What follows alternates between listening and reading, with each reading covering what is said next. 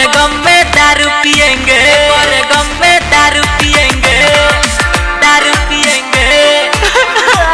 अरे मत रो, चाइना का ऐप था भले बंद हो गया।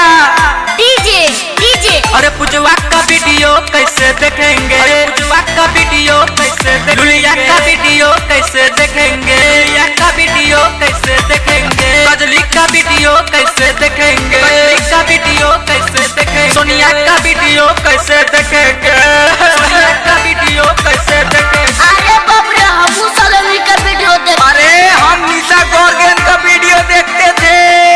डीजे टिकटॉक बैन हो गया। ऐसा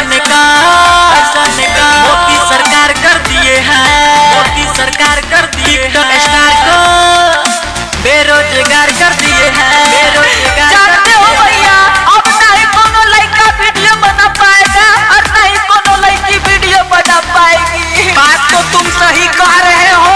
डीजे धन से जो टूटा सारा सपना कैसे जिएंगे, जाते हैं हम भैया मोबाइल फोड़ेंगे, मोबाइल फोड़ेंगे।